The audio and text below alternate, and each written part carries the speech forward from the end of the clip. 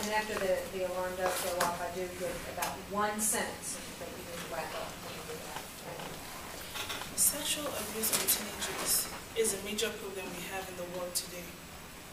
It kills the future. The teenagers are the leaders of tomorrow, and they are the futures of the world. How can they be saved when their word is harmful to them? Today, I'll be talking about the meaning of sexual abuse, problems, and possible solution. According to Pandora's Project, an organization that cares for sexual abused people, it defines sexual abuse as any sexual activity involving a person who does not or cannot give consent. Sexual abuse has a long or short-term effect on its victim. I happen to work in an NGO back in Nigeria, a non-governmental organization, and I met a 14-year-old girl who was raped by a 50-year-old man. She eventually got pregnant and almost lost her life, but ended up with a medical issue called leaky bladder. This is the frequent urination of a person, and you can't control yourself. She was lucky enough we came to her rescue, and today she's a better person.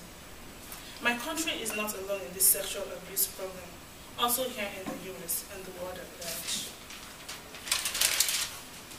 I'll be talking about the problems of sexual abuse.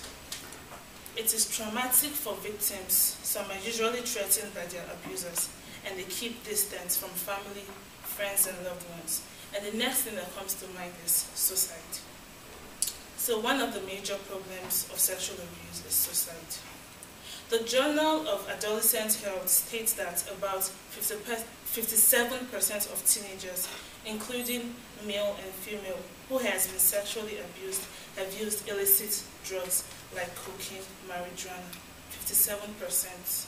That's quite on the high side. In sexual abuse, increased drug rates, which leads to more complicated cases like high risk of abortion from unwanted pregnancy, violence in form of high crime rates, or even random killing. The health of abused person is also at very great risk because they could get diseases like STDs, HIV/AIDS, in which this increases the spread of this deadly disease. How can we solve this problem? We should educate ourselves and others. We could organize workshops, seminars, and invite knowledgeable persons on this topic. We should also care for abused persons. We should be a source of encouragement to them. And we should also suggest for them to go for counseling. Most importantly, we should report suspicious form of sexual abuse on a teenager. And please, let it be a true suspicion. Finally, let us join hands and fight sexual abuse. It could happen to anybody. Let's put a stop to this misery and change our world. And it begins with you. Thank you.